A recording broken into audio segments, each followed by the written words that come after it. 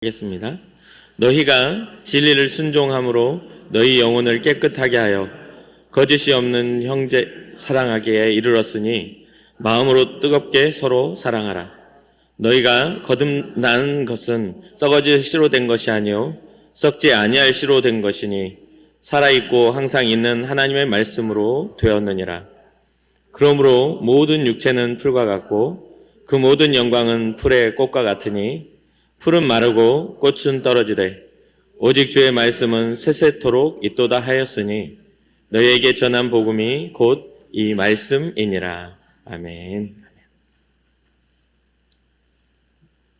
기독교의 시작, 이 기독교의 시작은 언제부터죠? 바로 예수님이 이 땅에 오신 그때부터, 그 전에는 유대교, 하나님, 이스라엘의 하나님의 유대교였는데 이 그리스도교라고 하는 이 기독교의 시작, 크리스찬의 역사의 시작은 예수님 초림하시는 예수 그리스도가 이 땅에 오시면서 시작되죠. 그런데 더 본질적으로 시작된 것은 예수님께서 죽으신 후, 승천하신 후에 제자들의 이야기가 쓰여지면서 이 기독교가 시작되었다고 보는 것이 맞습니다. 그런데 이 그리스도인들의 시작, 기독교의 시작은 어떻게 시작하죠? 화려함인가요? 그렇지 않죠. 오히려 기독교의 시작은 굉장히 큰 고난으로 시작을 합니다.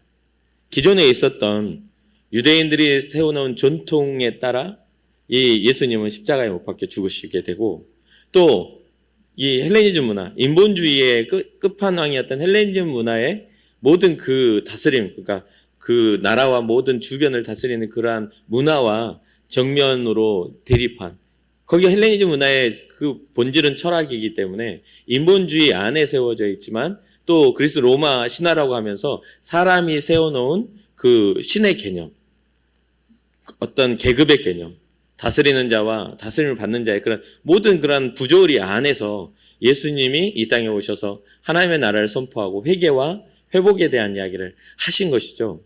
그렇다 보니까 정면으로 계속해서 이렇게 부딪히게 되고 기독교의 이야기들이 굉장히 그 시대에 혼란스러움을 주는 이야기들로 이렇게 계속 부딪히게 됩니다. 그렇게 기독교는 시작이 돼요.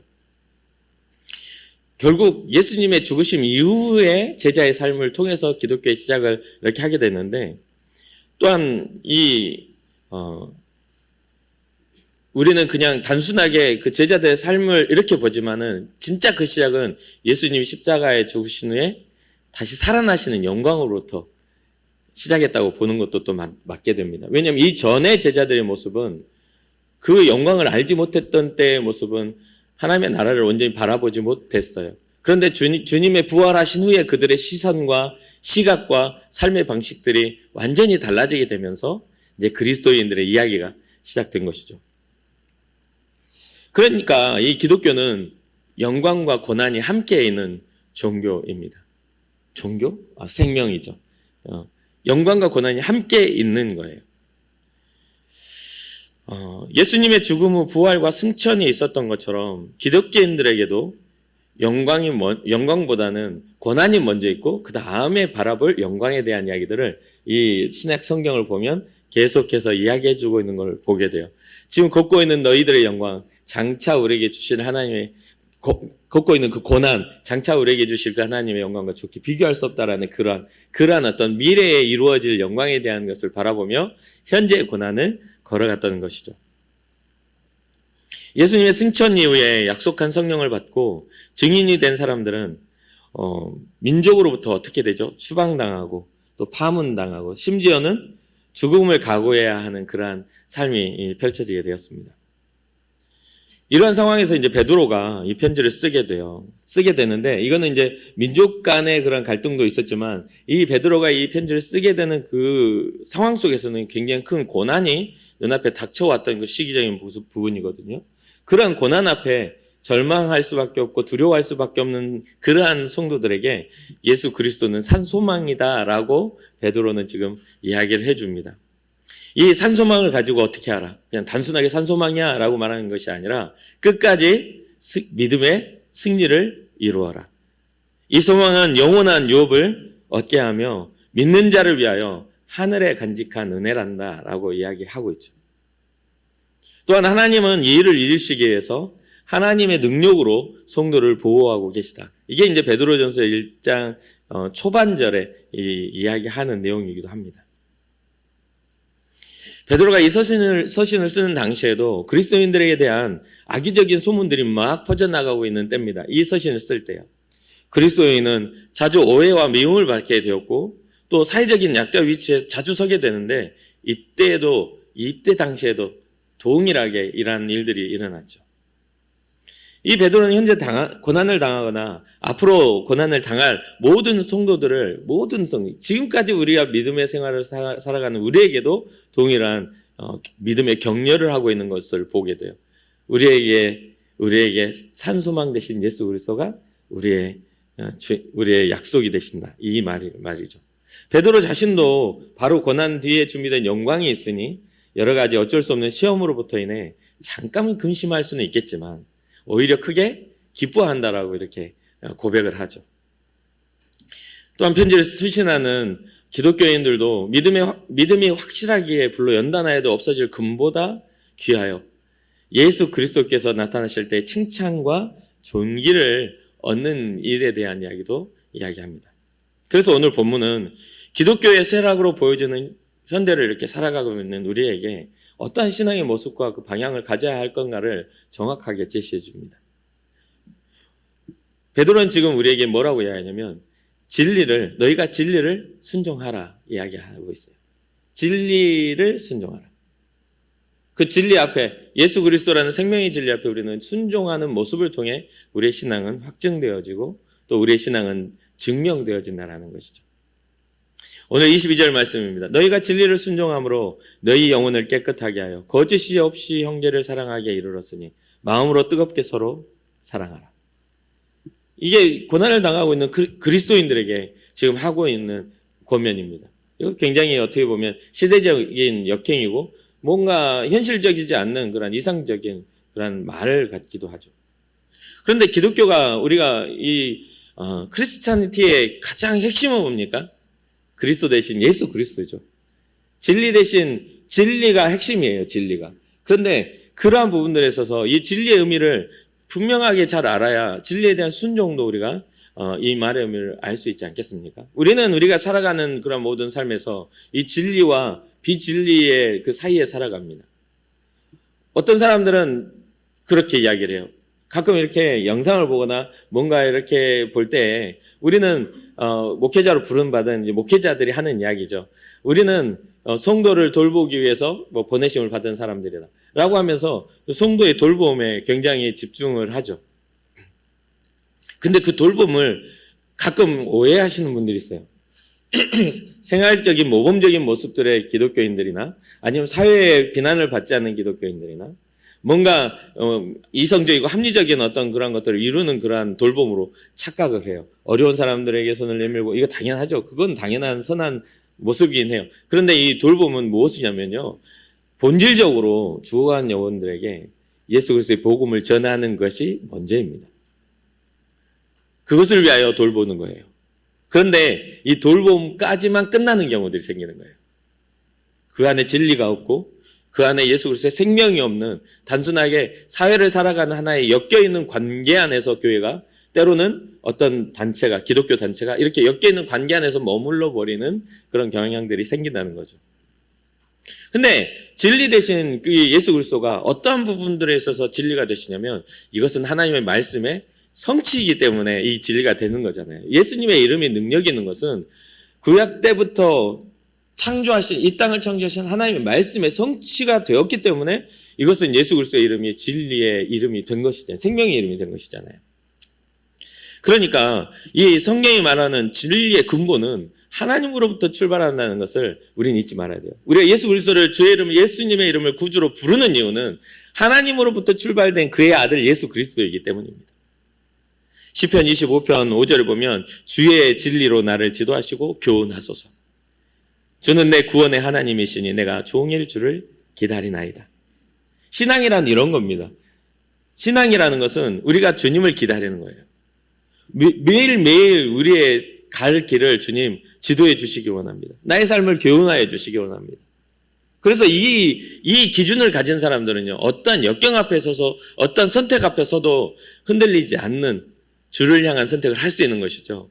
주님이 우리의 삶에 지도하시고 교훈하시는 분이기 때문에.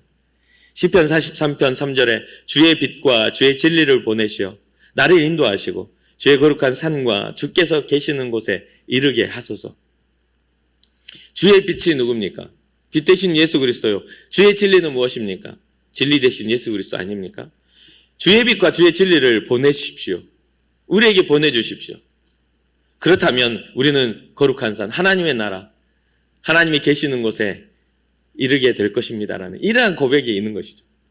그러니까 뭐냐면 하나님의 말씀으로부터 진리는 출발해서 예수 그리스도까지 온 겁니다. 그리고 앞으로 이루어질 다시 오실 예수 그리스도도 하나님의 말씀의 약속을 따라 성취될 은혜라는 것을 우리는 깨달아 알아야 되는 것이죠. 이사야서 65장 16절을 보면 이러므로 땅에서 자기를 위하여 복을 구하는 자는 진리의 하나님을 향하여 복을 구할 것이요 땅에서 맹세하는 자는 진리의 하나님으로 맹세하리니 이는 이전 환난이 잊어졌고 내 눈앞에 숨겨졌습니다. 우리가 이 땅을 살아가면서 우리가 해야 할 그러한 신앙의 방향성이 이 안에 나타나죠. 이 땅에서 자기를 위하여 복을 구하는 사람은 진리의 하나님을 향하여 복을 구하라. 이 땅에 있는 하나님이 아닌 다른 것들로 인하여 복의 성취를 꿈꾸지 말고 진짜 복의 근원 되시는 그 하나님을 향하여 구하라. 어차피 우리는 이 땅에 태어난 순간 이 땅을 살아가야 할 존재이기 때문에 그렇죠. 또한 진리 하나님으로 맹세하라. 이거는 그렇게 됐을 때 환난은 이전의 환난은 잊어질 것이요 또 내 눈앞에 숨겨진 것들이기 때문에 그렇습니다. 우리가 추구해야 할 진리의 방향성입니다. 하나님을 향하여 복을 구하는 여러분과 제가 되기를 주님의 이름으로 축복합니다. 이게 이 땅을 살아가면요 한 문제가 해결되면 또 하나의 문제가 생겨나는 게 당연한 거예요. 당연한 거예요. 전에 제가 말씀드렸다시피 제가 자녀를 딱 낳아놓고 보니까 너무 기뻤어요. 근데 키우는 아픔은 굉장히 커요. 굉장히 불편해져요. 밤잠을 설쳐야 하고 아이가 아프면 가슴을 졸여야 하고 새벽에라도 얘가 열이 나면 그 아이를 안고 병원으로 뛰어가야 돼요. 그런 어떤 불편함이 있어요. 뭔가를 하나의 얻은 기쁨이 있다면 그로 인하여 해야 할 책임감이 생기는 거죠. 마찬가지입니다. 우리가 어떠한 것을, 이건 예일 뿐이지 어떠한 것을 우리가 우리 이 땅에서 대면하더라도 우리는 그 대가를 지불하게 돼 있어요. 좋은 옷을 원하면 그 좋은 옷에 대한 대가를 지불하고 입게 되는 거죠. 좋은 건물을 원하고 좋은 땅을 원한다 할지라도 그에 합당한 대가 지불이 있어야 그게 내 소유가 되는 것처럼 하나님의 나라도 대가 지불을 해야 돼요. 그런데 그것은 이 땅에서 우리가 생각하는 그런 물질의 개념이 아니라 하나님이 우리에게 허락한 믿음의 개념의 대가 지불을 하라는 거죠. 우리가 주님 앞에서 참 복을 받기를 원한다면 주님을 향한 믿음의 대가 지불을 할 때 주님 우리를 바라보시며 우리에게 돌보시는 하나님이라는 것을 우리는 잊지 말아야 되겠습니다. 또한 이 진리를 어떻게 증명할 수 있습니까? 하나님의 말씀을 우리가 어떻게 증명해요? 세상에서는 자꾸만 이 복음에 대해서 예수 그리스도의 생명과 또 하나님의 말씀에 대해서 허황되고 소설처럼 여겨요. 어찌 보면은 우리도 믿음이 없다라면 이것이 허황되고 소설 같은 이야기 같지 않겠습니까? 보이지 않는 나라, 또 실체가 없는, 증명한다고 있었다라고 누가 말을 해도 그걸 누가 어디 이렇게 이야기해요. 그리고 또 한번 해봐라고 이야기해요. 그게 예수님이 십자가 지실 때 하신 이야기 들었던 이야기 아닙니까? 네가 하나님의 아들이거든. 십자가에서 내려와 봐라. 동일하게 주님도 동일한 그 증명을 요구하는 사람들을 향해서 끝까지 그 길을 걷고 그 가치를 실현함으로 하나님의 일을 이루어 가시어요. 우리도 끊임없이 그러한 갈등과 요소 속에서 지금 우리는 살아가는 거죠. 세상은 말합니다. 증거를 내보라고요. 그래서 그 증거를 대보라고 해요. 그런데 저는 끝없는 그런 어떤 논쟁 가운데 유물론과 또 유신론에 대한 논쟁들이 있는 거잖아요. 그리고 무신론과 유신론의 논쟁들이 계속 있는 거잖아요. 무의 세계에서 창조된 진화론과 그냥 하나님의 말씀으로 창조된 그런 창조론이 대립해 있는 거잖아요. 근데 저는 되게 그런 것들을 상상을 많이 하는 편이거든요. 그래서 어렸을 때부터 제가 이게 진화론이 막 할 때 그런 것들에 대해서 이야기를 할 때 제가 그런 생각을 했어요. 여러분은 해보셨는지 모르겠지만 제가 상상을 많이 한다고 했잖아요. 왜 있는 것에서 없는 것을 증명하라고 하지? 라고 저는 생각을 했어요. 그러니까 하나님에 대해서 증명하라고 하는데 그러면 무의 세계였다라는 아무것도 없었던 세계였다는 것은 그들은 어떻게 증명할 수 있는 거죠? 그러니까 이게 우리의 상상의 범위를 더 넘어가면 아무것도 우리는 증명할 게 아무것도 없어요. 그냥 말장난에 불과해요. 이미 이러한 것들이 있는데 어떻게 없었던 때를 증명하라고 하는 거죠. 이게 잘 안 되는 거예요. 이미 있는 것에서 우리는 발견해내야 돼요. 이미 존재하는 것에서부터 발견한다는 거죠. 아무것도 없는 것에서 물이 생겨나고 뭐 어떤 그 단세포가 생겨나고 이런 것 자체가 의미가 없다는 거예요. 그걸 어떻게 증명할 겁니까? 예수 그리스도에 대해서 증명하라는 것도 마찬가지죠. 저는 그게 이해가 잘 안 돼요. 왜 그거를 지금에 와서 제가 이제 친구들이 학교 다닐 때 그런 것들을 증명하라고 과거에 믿지 않는 사람은 그럼 지옥 갔냐 이런 식의 질문을 할 때 저는 그 반면에 그런 질문을 했어요. 예수님에 대해서 너는 믿지 못하겠다 하는데 네가 증명하라는 과거의 그 인물들은 어떻게 널 증명할 건데 그냥 소설가가 써놓은 것일지 아닐지 너는 어떻게 알아? 여기 우리 이 땅을 살아가는 사람 중에 이순신 장군 만난 사람이 있습니까? 아무도 없잖아요. 그런데 그분에 대한 확신은 어떻게 합니까? 그 증거들에 대한 이야기, 어떤 기록들로밖에 우리는 모르는 거잖아요. 예수님에 대한 것도 마찬가지 아닙니까? 역사가 증명하고 주전과 두를 나눠놓은 역사적인 인물이라고 해요. 그런데 사람들은 그거에 대해서 또 허구가 아닌 그 증명을 하라고 그래요. 근데 이미 우리의 어떤 그런 범위들을 벗어난 것들이 허구가 아니라는 증명은 말장난에 불과하다는 거죠. 결국은 그 모든 진실이 내가 인정되지 않으면 인정하지 않겠다라는 그런 어떤 말도 안 되는 그런 뭐랄까 그런 것과 밖에는 저는 그렇게 생각 안 하는 거죠. 그러다 보니까 그러면은 하나님의 일들은 어떻게 증명되어지는가? 그 목사니까요. 하나님의 일들은 어떻게 증명되어지는가? 그걸 어떻게 설득할 것인가? 이런 고민을 해봤겠죠. 그런데 보니까 기독교는 설득의 종교가 아니다라는 거예요. 이해시키면요, 그 이해를 깨뜨리는 사건이 일어나면 그 이해는 깨지고 말아요.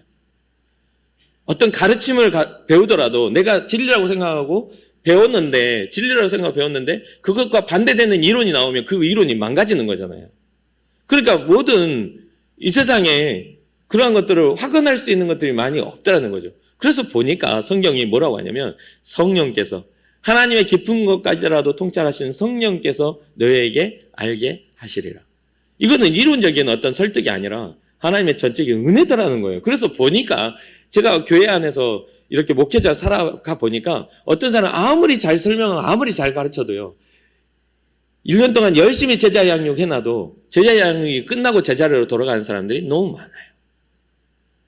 그냥 배우고 배움에 끝나는 사람들. 근데 어떤 사람들은 그렇게 많이 배우지 않았어. 그렇게 많이 이렇게 하지 않았는데도 인생의 고난 중에 괴로움 중에도 주님을 따라가는 사람들이 있더라는 거죠. 이것은 전적으로 하나님의 은혜, 성령의 역사가 아니라면 알 수가 없는 그런 것들. 그렇게도 너는 믿을 수 있냐?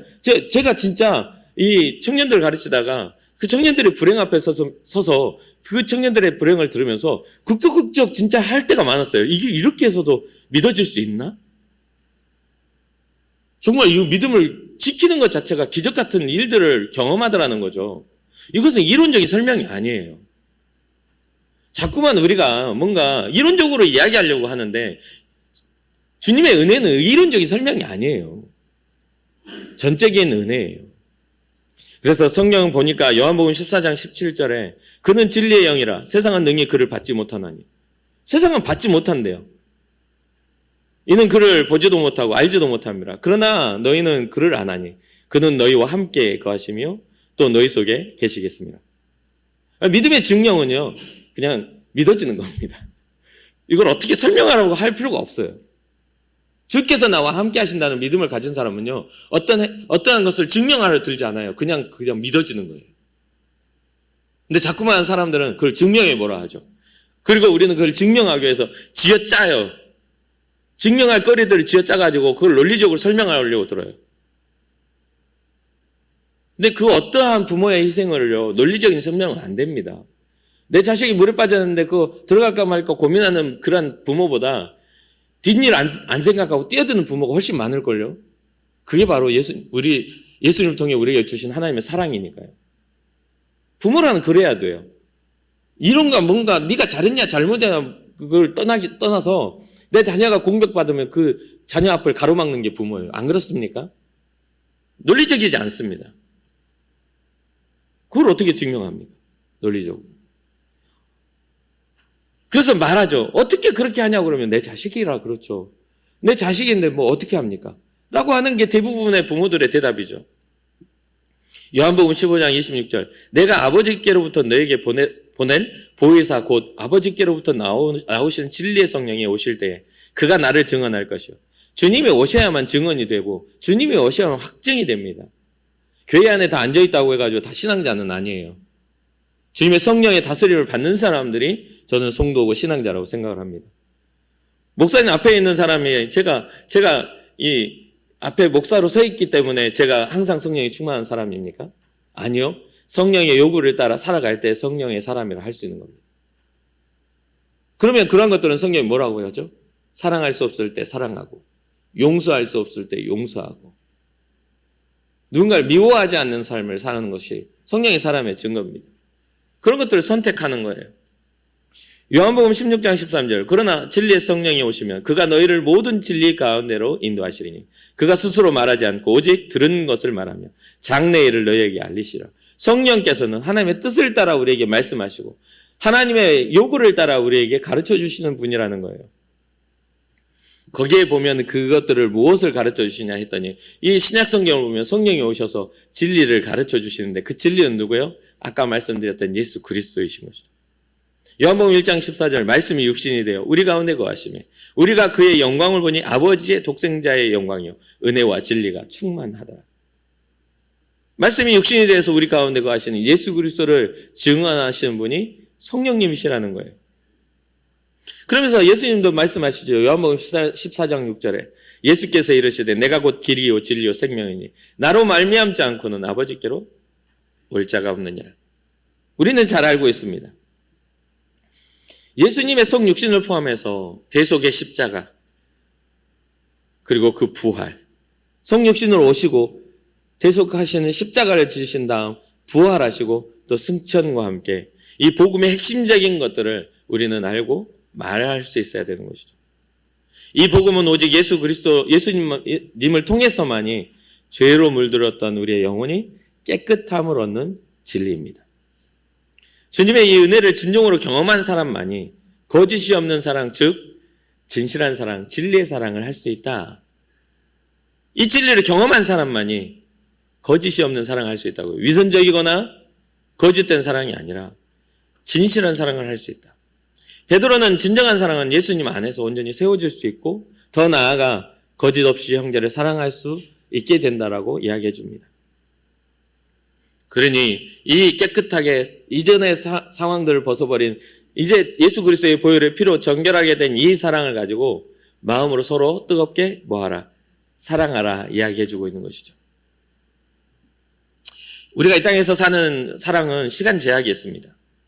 아무리 완벽해 보여도 우리의 육신의 몸을 벗어날 때에는 이 시간 제약이 딱 정해져 있어요.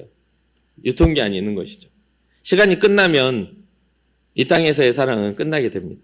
그런데 진리 안에서의 사랑은 죽음으로도 갈라낼 수 없는 그 사랑을 우리에게 예수님은 보여주시고 가르쳐 주셨다는 거죠. 그것을 회복하시기 위한 주님의 사랑이 있는 것이죠.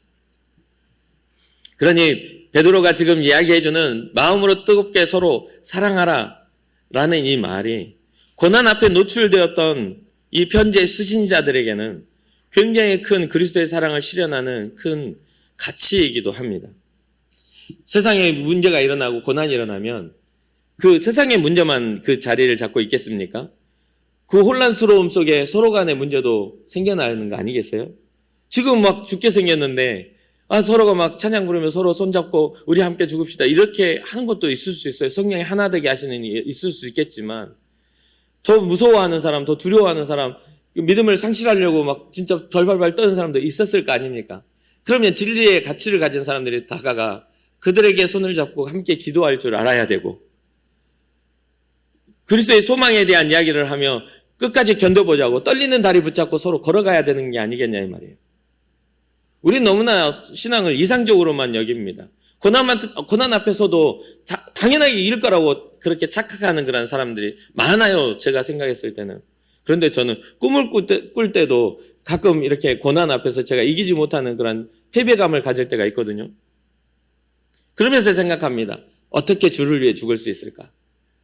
나는 어떻게 순교자의 그러한 삶을 꿈꿀 수 있을까? 그런 고민들을 합니다. 그 위기 가운데 나는 선택해야 하는가? 아니면 그 위기를 위하여 나는 지금을 선택해야 하는가? 그런 고민들을 하게 돼요.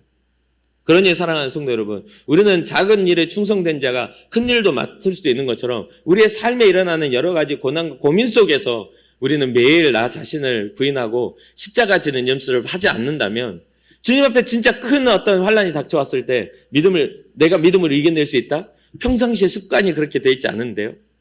절대로 불가능하다고 생각합니다. 베드로는 지금 그 이야기를 하고 있는 거죠. 지금 로마의 상황이 심상치 않구나. 그러니 산소망 대신 예수 그리스도로 인하여 너희의 소망을 굳게 잡아라. 너희에게 잠시 잠깐 있는 그러한 고난에 너희 마음을 뺏기지 말고 오히려 이 고난이 우리에게 줄 영광을 바라보며 그걸 기쁘게 여겨야 한단다 라고 이야기하는 거죠. 그래서 베드로전서 5장 12절부터 13절에 베드로전서 서신의 마지막에 이런 인사를 합니다. 내가 신실한 형제로 아는 실로아노로 말미암아 너희에게 간단히 써서 권하고 이것이 하나님의 참된 은혜임을 증언하노니 너희는 이 은혜에 굳게 서라. 택하심을 함께 받은 바벨론에 있는 교회가 너희에게 문안하고 내 아들 마가도 그리하였느냐. 어디에 굳게 서라고요? 너희는 이 은혜에 굳게 서라. 이 은혜는 우리에게 산 소망이요 우리에게 구원이 되시는 예수 그리스도다라는 것을 이야기해주고 있는 것이죠.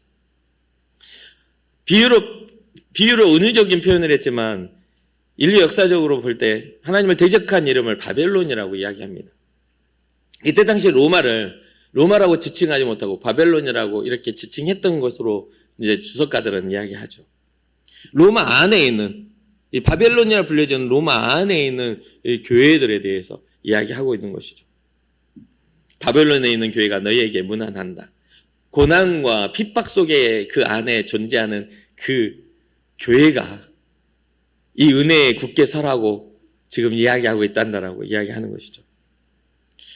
이렇게 시대적인 상황이 좋지 않았을 때, 이 베드로 전서가 쓰여지는 시기를 주후 60년에서 65년 사이로 이렇게 봅니다. 그런데 이 로마에 대박해가 일어났던, 네로 황제의 대박해가 일어났던 시기를 64년에서 68년으로 봅니다. 그러니까 지금 로마 안에 대박해가 시작되는 징조들이 보이고 기독교인들이 배척을 당하고 죽임을 당하고 여러 가지 고난을 겪게 되는 것들이 눈앞에 보여지는 상황 속에 산소망을 굳게 붙잡으라고 하는 권면인 것이죠. 그러면서 23절에 뭐라고 하냐면 너희가 거듭난 것은 썩어질 씨로 된 것이 아니요 썩지 아니할 씨로 된 것이니 살아있고 항상 있는 하나님의 말씀으로 되었느니라. 썩어질 씨는 육체에 한정된 삶을 이야기하죠. 물질적인 우리의 육체를 의미합니다. 결국은 흙으로 돌아가야 할 영혼의 그릇에 불과하죠.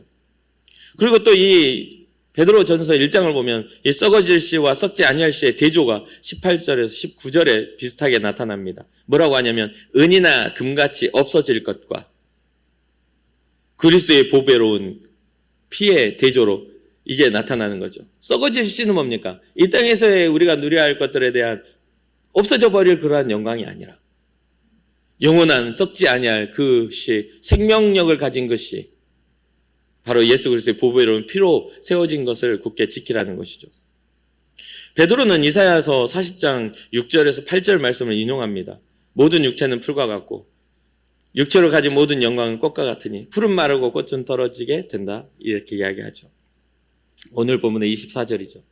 그런데 이사야 시대의 이 말씀은 이스라엘 백성이 바벨론 포로로 끌려가게 되는 것에 결국 억압자들도 언젠가는 그 억압하는 힘이 있을지라도 그것은 인생의 풀과 같은 것이니 언젠가는 시들어질 것이고 그 아무리 왕국이 강해도 시들어질 것이고 또 결국 쇠해지게 되니 이스라엘은 다시 회복되어 고국으로 돌아오게 되는 하나님의 계획과 섭리가 있어 이 세상의 고난과 고통들은 이미 한계가 있으니 다시 영광으로 다가올 것이다. 그래서 현재 당하는 고난에 대해 고통받는 그리스도인들이라도 복음을 가진 성도들은 신실하신 하나님이 너희들을 구원하시리라는 그런 소망이 있는 위로를 해주고 있는 것이죠.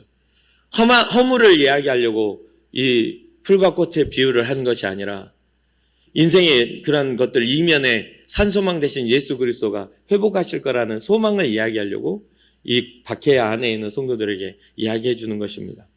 그러면서 25절 마지막에 얼마나 놀라운 정말 선언을 이 베드로가 했는지 볼 수가 있습니다. 그냥 보면 아무것도 아닌 것 같은데 이러한 모든 배경을 보고 베드로의 이 한 구절의 말이 얼마나 우리를 든든하게 세우는지를 알게 돼요. 오직 주의 말씀은 세세에 있도다. 세세토록 있도다. 이 말씀이 우리에게 소망이 되는 줄 믿습니다.